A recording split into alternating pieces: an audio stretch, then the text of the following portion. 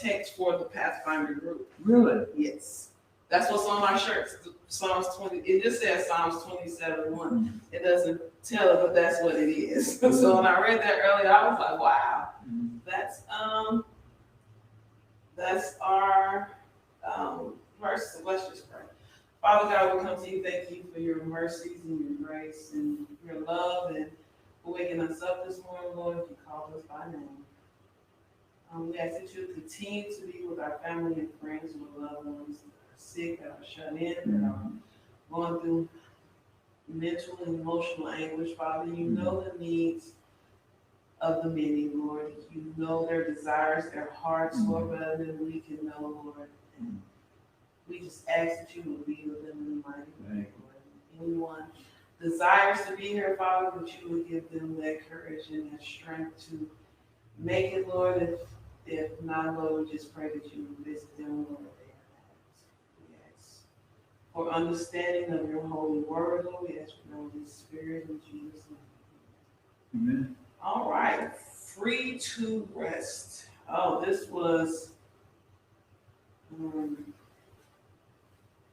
is a very timely message. I would say that this message has reached at a time where it is most definitely needed. With everything that's going on in the world as of right now, this is a very timely message. Yes. When we're dealing with sick, stressed, depression, it's what's happening right now with a lot of people. I know even with people who are sick or who have been sick, who's getting old. After being sick, it leaves people are depressed because they've gone long without it, and so much has happened between the time they were sick and before that. It just, even when they're better, some of them are happy they're better, but it still leaves a feeling of I don't know what I'm supposed to do. A feeling of was it my fault that I was sick? Was I being careless? So it leaves a lot of emotional stress, which can lead a lot of times to depression. And that's what we're dealing with in the lesson. Like I said, it was such a timely lesson.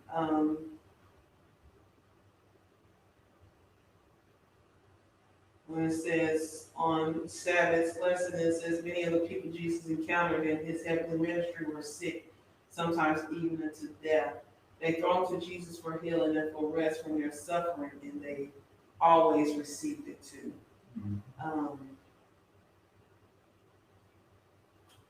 What about, he said always receive it. What if you don't get it like you thought you receive? How is that still true? You understand what I'm saying? If you don't receive the healing that you're asking, that you desire, you will come. How do you? I agree with the statement, but how do you validate that in the light of that? I still struggle with this, and I'm sure a lot of people do. When it's like, I remember at a funeral I went to, it was a young person that passed away due to a tragic accident, and one of the people who got up to speak, she said, they give everybody the 2 minutes. She got up, she said,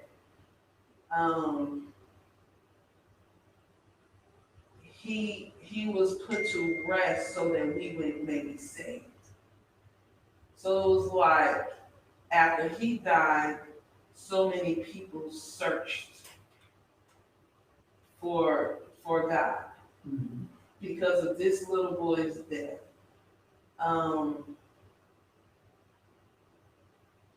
And so I think that's how I deal with things. I believe that it can go both ways. When someone passes away, you want to either know God more to understand, or you turn your back completely against God, which is a struggle that a lot of people go through. and within my own, after my son's father passed away, my son wanted to, he don't want anything nothing to do with God. 'Cause he don't understand why God took his daddy away from him. So, and in me, I'm thinking, like I tell my son, you don't know what happened. I was considered a thief on the cross. He was dying and murdered for his sins, but well, not murdered. He was being killed for his sins, but in that final hour, his life was still saved. So we never know someone's their last moments of their life. But for me, it brings hope because I believe that God tries to reach out to everyone, even within their final minutes of breath, and if they can accept it. And if we accept it, we will be able to see them again. So sickness and death, we don't get to choose who is healed or not. That is God. And he knows better than we do. You know, I always cling to that verse, you know it well, it's Romans 8:28. You know that verse. You know, all things work together for the good of those called according to his purpose. I probably forgot. But the thing about it, in other words, this prayer is linked with faith. In other words, even if you don't understand something, a good song was a song that they would, I'm anchored in Jesus. I don't think that's in my song. In other words, is it or is it not anchored in Jesus? That song book? Oh, anchored. Oh, I don't know. Okay. I'm not sure I remember ever coming across it in a song book. I know Brother Johnson sings it quite a bit on Wednesday's Bible class. But what I'm saying is, it's just that we have to keep praying and keep trusting, even if we don't see. There's a verse I always do when I'm lost or lose things. It's in Psalms. It's in Psalms 32 and verse 8. And the last part, he said, "I'll guide you with my own eyes." And what I'm saying, when I'm lost, I said, "Lord, I don't see it, but let me see what you see." And I can't find it, but you're looking right at it. And you know, lo and behold, more times than not, I relax, and what relaxation does, it kind of kills that anxiety when you rest. Because the subject of the lesson is to free to rest. You know, because sometimes when we so uptight, we think we got to be doing this, doing that, and sometimes we just need to learn how to take a breath, relax, and sometimes you lay in bed and sleep doesn't come. And what I find out when sleep doesn't come, it used to create a lot of anxiety, and it still does sometimes. But what I do, I find that it's a tremendous opportunity to pray. And what happens is, while I'm praying, I fall asleep. I know you've done that. Oh, yeah, plenty of time. Yes. And like on Sabbath night, that hour of sleep with a television on. And I don't, when you sleep with a television on, I claim to get good rest, but you don't. You don't. And I need something that I'm slightly interested in, so I can concentrate, that I can relax, because I stay so wound up and everything. And you know, you look at this picture right here, it tells the whole lesson right there. You see the person that's look like stressed out or bereaved in this picture, and you see the hand, and I just assume that hand is Jesus. Jesus' mortal hand. But like I said, when you know that that He is there, but you can't see Him, and sometimes I can't feel it. That's the honest God's truth. And I can't feel it. I can't go up. I can't find Him over. But then that's when you have to have it. That's when you have to ask the Lord to increase your faith. That verse,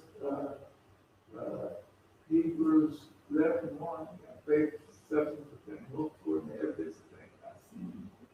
In other words, so that which you see is not faith. In other words, believing in the unseen, if God, if we could believe a promise that we give our children or our parents gave us, and we can believe, like, I don't know what your Christmas was like. You get gifts for Christmas Day? Yeah. Then you get something. We got some, yeah. You might not get what the kids next door got, but you got something. We always got something. We used to just unwrap our stuff together, rewrite. Yeah, I know. But the thing about it, you live with a sense of expectation. Yes, you do. That word was almost too deep for my mouth. But for the longest time, I always try to catch Santa Claus. I try to stay up. I couldn't sleep for nothing on Christmas Eve. And sometimes I can remember being up 2 or 3 o'clock in the morning. That's a long time for a kid that's 5 or 4 or 6 years old. That's a long time to be awake. But I was only a child. I didn't have nobody to sleep with. And back when I grew up, people didn't have TVs in our bedrooms. So I wouldn't allow them to sleep with a light on. Yeah, that was that. So, and I never could catch Santa Claus, or I found out as I grew older, it was my parents putting out my gifts. Because the tree would be barren. And we didn't have, Mama had all the gifts. But she was what you call a goody two shoes. Everybody loved Virginia. Everybody loved her, man. She was the neighborhood Dorcas. She would be everything. And so but the thing about it, every Christmas morning, I never was disappointed. I don't care how late I stayed up, I never see the gifts there, but when the morning came, I see my little yellow tractor with the sparks shooting up on it, and you wind it up, and Dad gave me the same grip every year, for as long as I can remember my young boyhood. And I was overwhelmed every time I got it. Although it was the same old thing every Christmas. It was the same old thing. But I never got tired of it. Yeah, and so, and what I'm saying is about faith. I just knew it was. Now, if I could have so much faith in fictitious Santa Claus, my dad and mom, now, I'm sure you agree, Jesus is promises is much greater than that. So sometimes we just, because we can't see it, we can't feel it, we can't taste it, the devil tricks us to disbelieve the promises. But if we could just rest, relax, they use, I don't know if they use the slang now, chill. That's probably outdated. It is, but I still use it. Chill out. Just chill. I don't know what they use now. Yeah, but the thing about it is that, and I find sometimes I have to ask the Lord, teach me how to relax. Right now, I'm praying for my situation, my life struggles. My wife has cancer, and my life seems all tore up. And back in some, people tell me people don't do what I think they should do. and I get discouraged, get depressed, and I won't let you go ahead on. I just. There's a lot going on. Everyone, I mean, there is a lot going on. And see, Shamika, I find myself called Clyde, Pastor, Dan, Candace, Bird, Vicky, everybody. And the bottom line of it is, all the time I get real peace. All of it, they help me.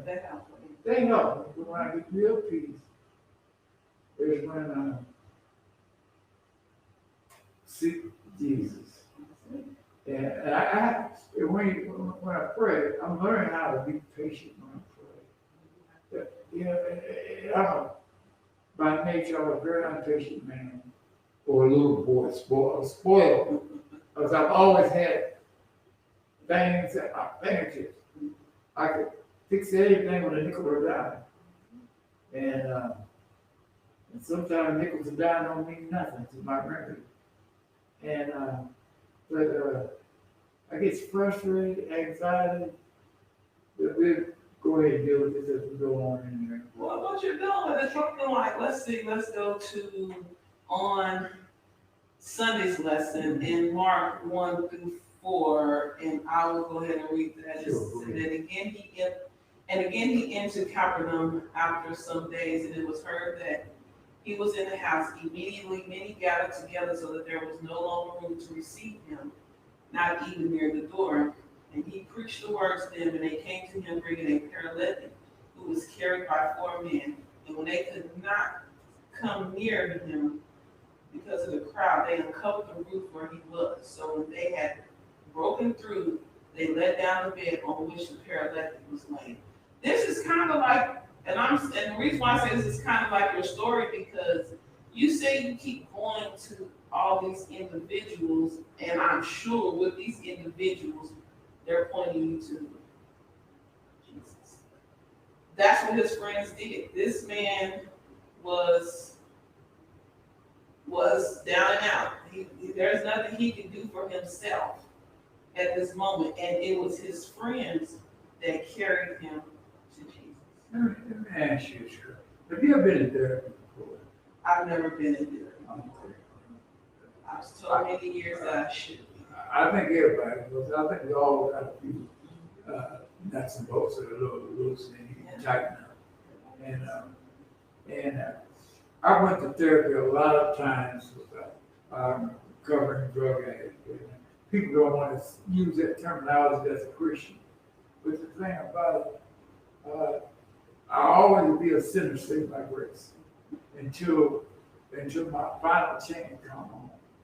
And I always will have the capacity to sin, and I'll need God's grace. And what I'm trying to say with this is that I read back in the teacher's, I don't know if you read it back in the teacher's thing, the commentary, said the man needed his friends because he couldn't make it to Jesus by himself. And friends carry you to Jesus. And my friends, they tell me, I don't call nobody that tell me, I don't want nobody trying to wash me with a brittle pad. I don't want that. I mean, come on now. I mean, you even the old folks used to put little orange juice and castor oil, you know, so you can get it down. It's not to me it couldn't do nothing with castor oil. I mean, just well, but anyway, they can castor oil for everything. But the thing about it for me, I don't want to hear itching words. I don't want nobody to tell me I'm all right when I'm not. I know I'm not all right. Tell me I want the truth. Tell me what to do. And by me being in God's word, I know truth when I hear it. And I know somebody trying to give me cake and ice cream when that's reserved for dessert, you know. But I need real solid food.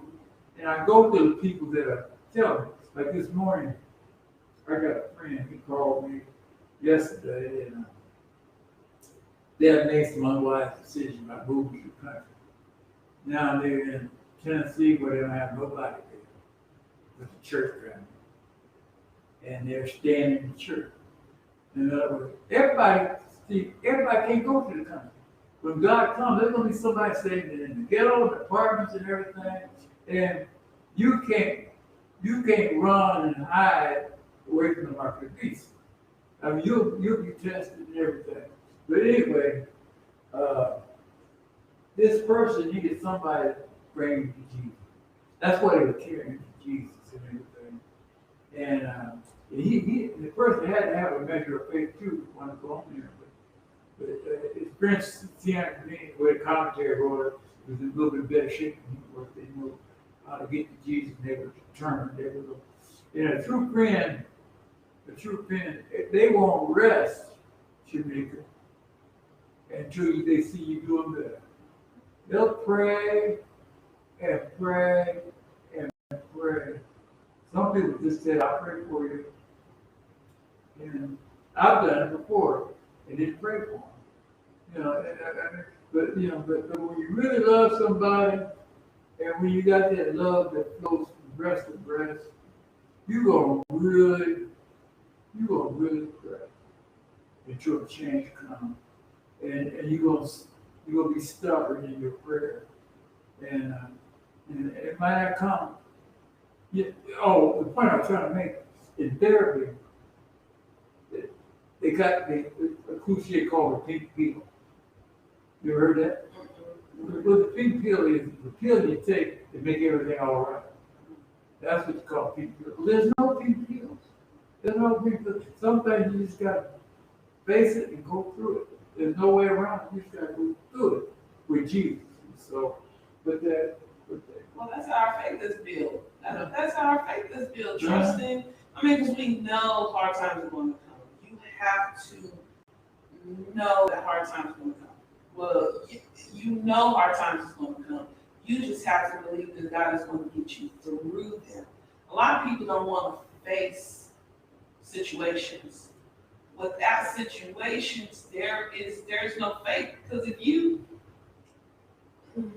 there's no trust.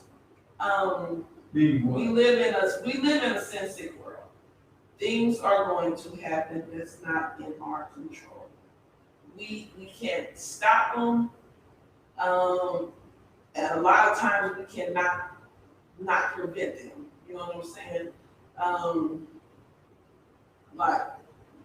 If me driving and another car come and hit me, that's not something that I can prevent.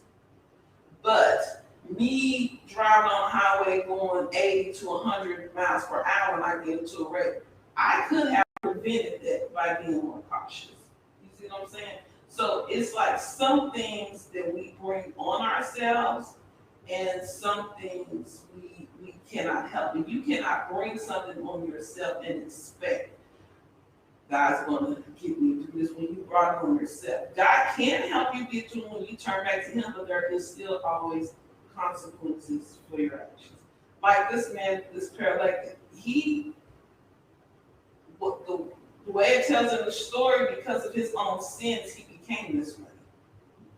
So after years, 37 years, 30-something years like that, he suffered with this for 37 years. He possibly even gave up. Like, I know a lot of times I've gotten to a situation where I know I've done this to myself. I've been to the point where I'm like, I don't even want to pray to God because I did this to myself. And that's when you need your friends. Honestly, that's when you meet your God-given friends. We have to learn how to trust and really, to a point, depend on each other, because we are in each other's lives to bring each other through.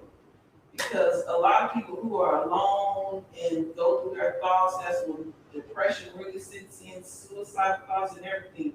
This man could have just 37 years. It's a long time. And that's why, and that's another thing when you patience. He probably gave up. But he also had to give his friends permission to take him to. So it's like, if y'all want to do it, y'all can do it. I'll go. And in the story, he had to have faith because when Jesus told him to get up and walk, he could have been like, I ain't walking 37 years. I know I can't get up and walk now. It was that faith that came back to him. He knew, I think a lot of times we hold ourselves back especially when we know we've done something wrong. And we like, there's no way I know I'm a sinful person. I know I've done wrong. I don't even want to ask God to help me because I put myself in this situation. But Jesus is like, I am here for you. I will help you out of this situation. And that's why he gives us godly church members and friends in order to talk to. A lot of times, like sometimes I get so down that I don't even want to talk to Candace, my best friend. I don't even want to talk to her, and I know I can talk to her about anything, especially when things that I know I've caused myself. It's like I don't even want to talk to nobody or put anybody, even let nobody know what's going on because I did this thing. Generally, she'll feel it and understand it, and after I've come over it with something else and I call, I'm like, I didn't want to call you, but I'm telling you, I was so blessed today. And that's what happened yesterday, because I got to talk to someone yesterday morning. I wanted to call kids, but I was like, no, everybody's going through issues. My issues are not that big. It was just things that was bothering me. I couldn't get rest this week. Mercy. Still, it's like moving, but I'm still unpacking, and then I still work every day, and then Saturday, I don't get a day off. And it's been really bothering me. My schedule keeps changing, so it's day and night. And they had to start back school. I didn't see her day. She was at school or after school. So it's just like, I'm mentally drained. I'm tired. I don't go to bed till like 2 or 3 o'clock in the morning. I do in the morning and do, because I usually get home by 11. So it's like, I'm just tired. I'm just frustrated. And different things is just going on. And yesterday I talked to someone yesterday morning, and it just lifted my spirit so much. And it was another godly friend, and that's just how God works. And I ended up calling this person. I was like, well, I have my own issues. They don't know about my issues, but I'm gonna call and check on them to make sure they're okay. And through their situation, I was blessed. So God gives us these friends in these ways. Like I said, this man was probably like, we don't know. It doesn't tell in the story, but you put in your situations. Like sometimes we don't feel like, but it's those godly friends that God has placed in our life that carry us to Jesus, regardless of what situation is going on. Like I say, I only get sick when I eat a lot of sugar. I've never really been a big sugar person. Every once in a while, I will, but I start getting congested and colds only when I eat sugar.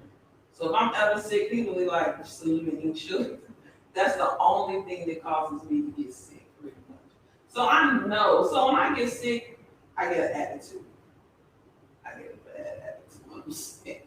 When I'm not, I get an attitude. But I put it on myself.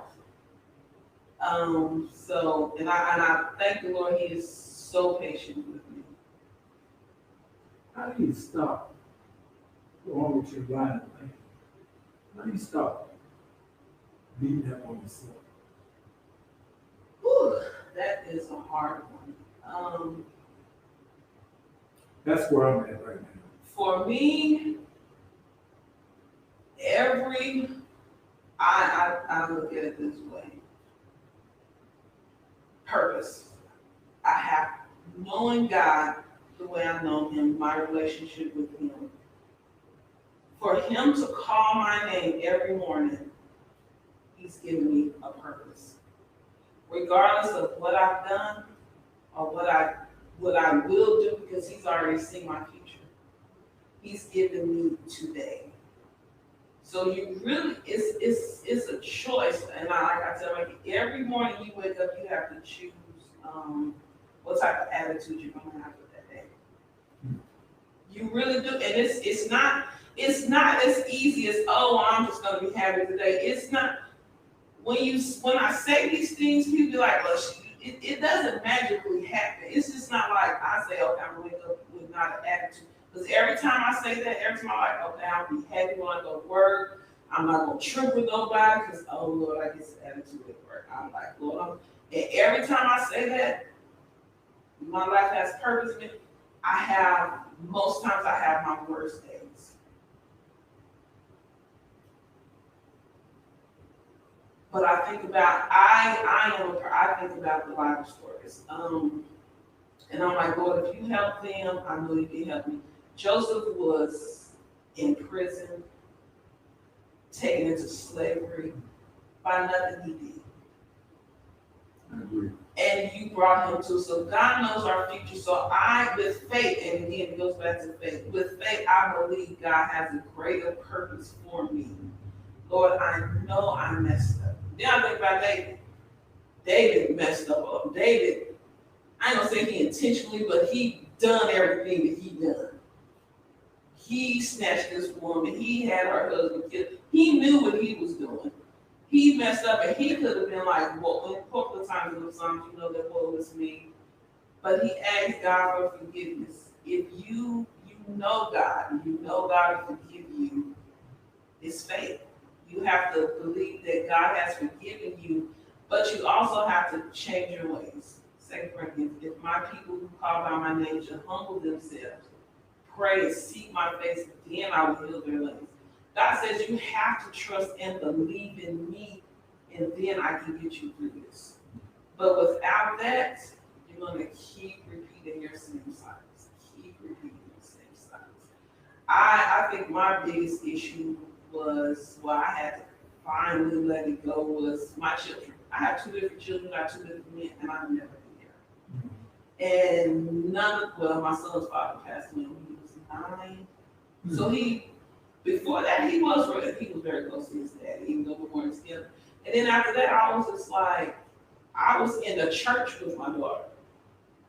And then her daddy wasn't around, and I'm like, I've raised another child without a father in a home, and I'm struggling, still trying to get through my own stuff. I did this. There's no other way around. I did this. My child cried for long times about her daddy and things going on. I did this. I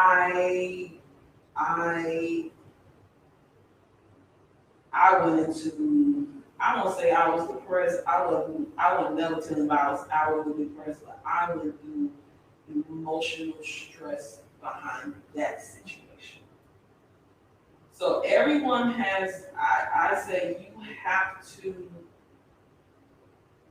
earnestly just pray and seek God's face. And the Bible stories, because there's nothing that we've gone through that hasn't been gone through before. But again, it goes back to faith. You have to believe that God has purpose for you, even within your mistakes. That's really helpful with the toe. And I just keep looking at tied up for the 6 lessons free. Now the whole key to the rest is being free. How do we get that freedom? Freedom is only in Jesus. That's and again, it's resting on Him. I think a lot of times we have in our mind a difference in what rest looks like. I agree. We have in our mind of how things should look, how things should go.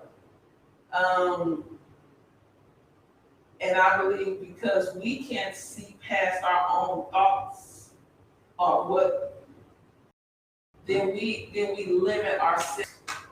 And that is big thing. We limit ourselves and we limit the work that we believe God can do because we can't see or hear. And then you look at, because I used to look at all the powerful things that God, even when like on Mount Carmel, when he shot the fire down, it's like, well, we don't see these types of miracles today that, you know, he displayed back in the biblical days. So how can you now get me through these situations?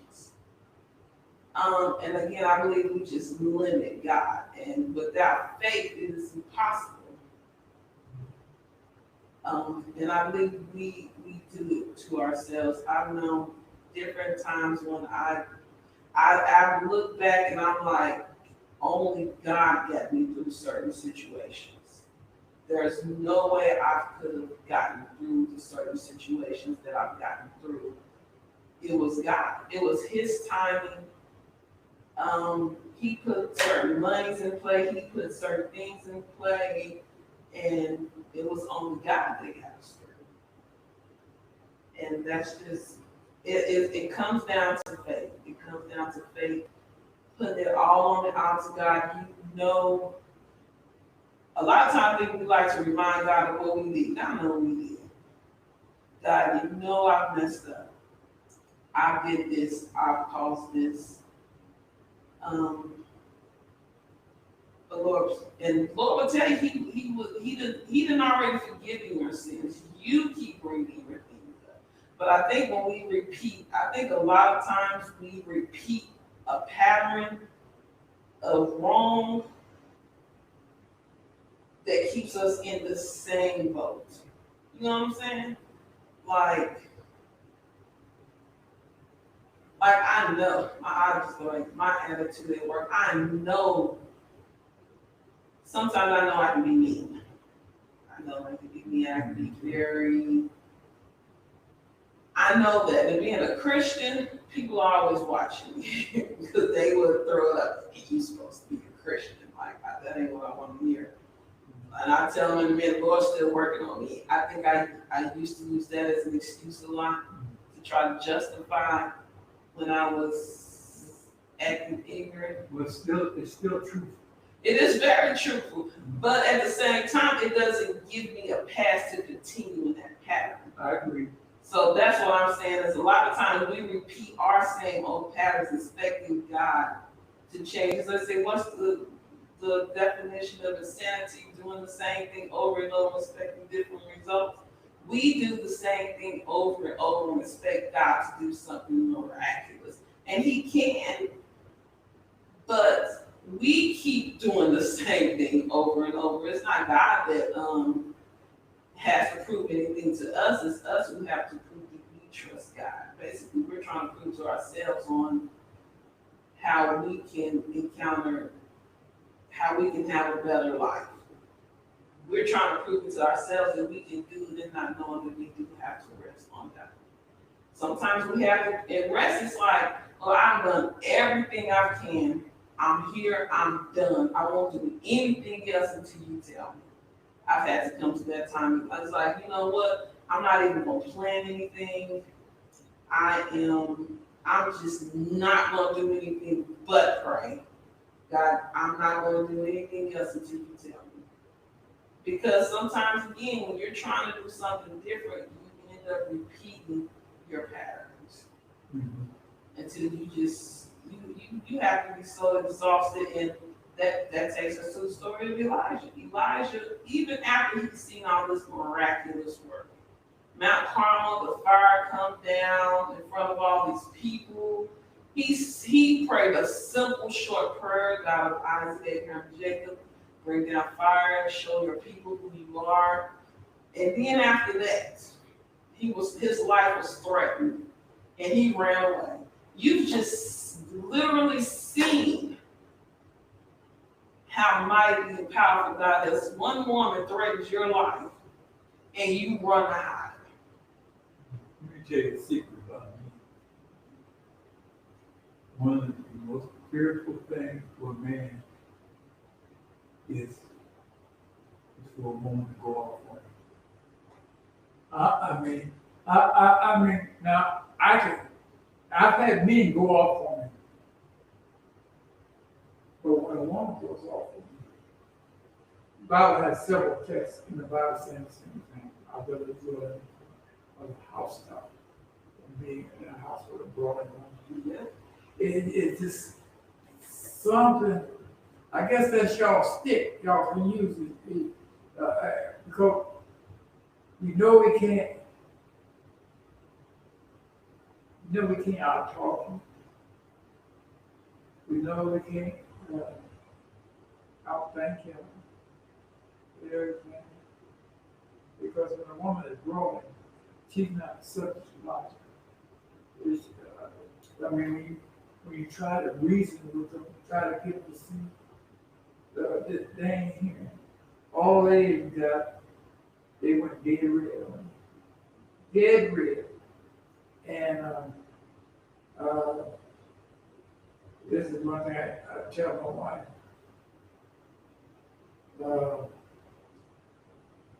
I used to try to go toe to toe. And I'm pretty good at jousting with words. But then she'll come to the point, I ain't hearing you. You're making all, to your recollection, you're making all the sense in the world. Can't understand it, you can't understand it. Yeah, Then after a while, on season, she goes to the park and pray. Come back a different woman. But at that time, I found this with anyone, with a lot of women. And here he stood up to 450 something. Yeah, that's 450 probably. Yeah, and Bible said he killed them all, and the commentary said Elijah killed some of them. Yeah. But the thing about it, now he is on top of the mountain. He felt good about himself. I know, don't you feel good about yourself when you know the Lord has used you and blessed you and everything? Have you ever preached for Women's Day before? Have you ever preached for Women's Day? Yeah, I have. Okay. And you know when you really study pretty hard and that pudding comes out just right. And then you feel, oh man, you don't do it for the praise of men when people say, "Ooh, she needs to." Oh, you work with that thing, honey. You work with that. You had us a stir and everything. And then what happens is you start relaxing. I always use that phrase of JJ. I guess I am all that. And that's why you have to really be careful when people praise you. Now, they mean you well. You know, they're trying to blow up your balloon so they can stick a pin in it, pop it. But you got to be careful about the praise of men. And so, Elijah look back and see what he's done. And then sometimes you want to steal the glory. You know, I'm a bad man. I'm a bad man. But then when he was really on top of the cliff, and the wind blew on him, then he started, he panicked and he ran. I know I can count back the times I've fallen in grace. It seems like it's at a really high time. And I relaxed. And I know this ain't in the Bible, but I used to quote it for a long time. I thought it was in the Bible until I started looking for it. In time of peace, prepare for war.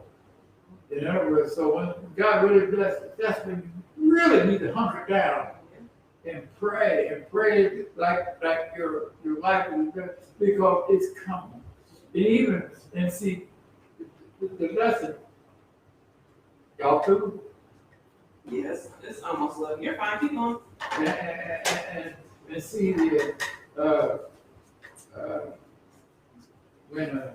when you're at the top of the apex of your experience, you relax. And oh yeah, this is what I'm trying to do. Thank you. Thank you, Lord. You know, when students are taking a test, guess what the teacher is? He's silent. Mm-hmm. Sometimes the Lord chooses to be silent to see if you know which should be I got. And that was brought up in the commentary. So the teacher gives you a test. You're silent. Everybody, you know, you can't ask them no question. There's a time for asking questions up.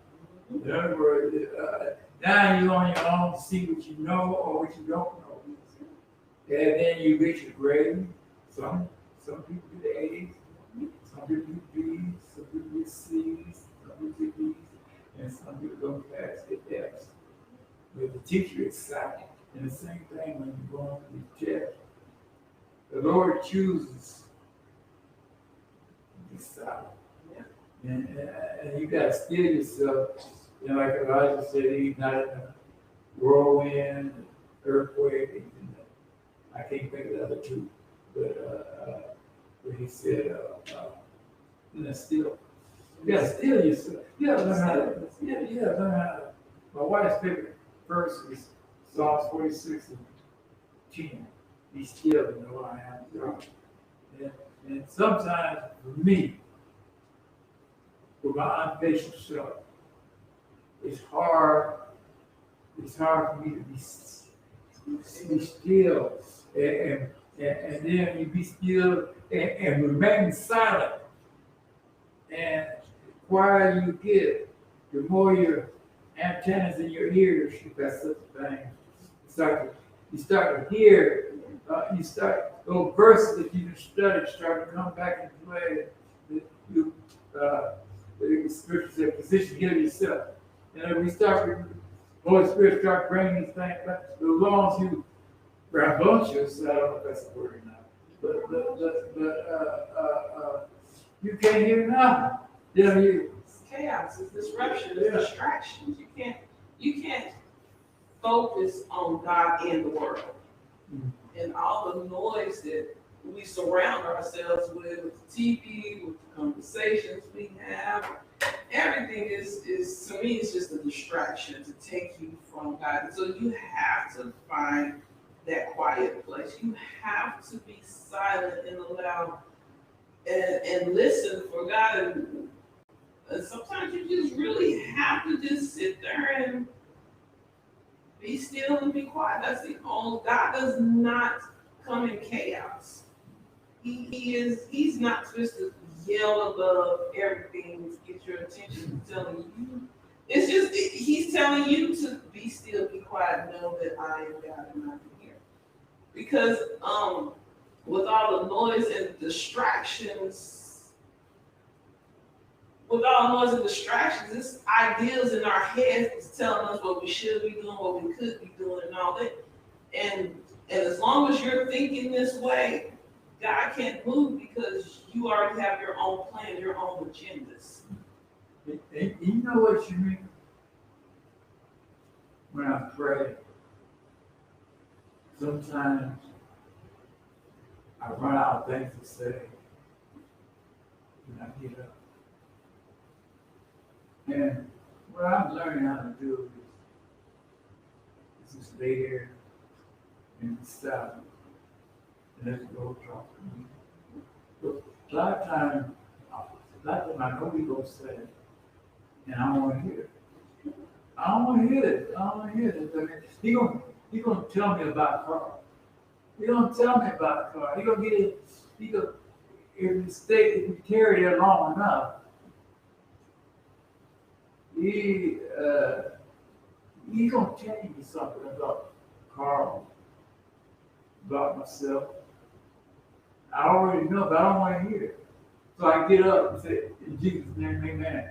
And so I get the nookies on my head as I walk through life. Because I wouldn't let it guide me. That's why I say we continue a pattern. Mm-hmm. And until God can get us past that, we're going to keep continuing the pattern. I got one more question. Okay. Going back to the prayer league. why did Jesus answer the question? Is it harder to forgive sin or to heal physically? Oh, you're talking about when the Pharisees was having their doubts, when he said, that's all. Yeah, I should try to say, what's the hardest? Forgive sin? well, that's because he knew their thoughts. Because the first thing they said is he can't forgive sin. He's not God. They didn't recognize who he was.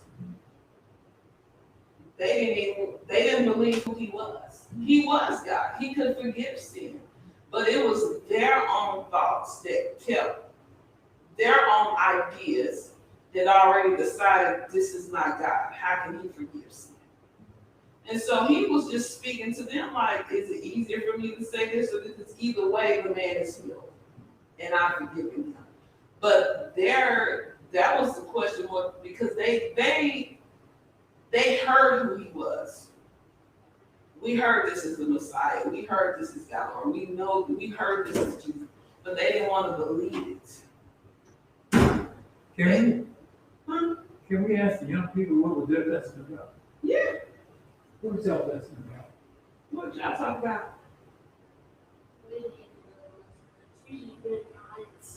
Y'all read guides. Oh, y'all read. What was the story about?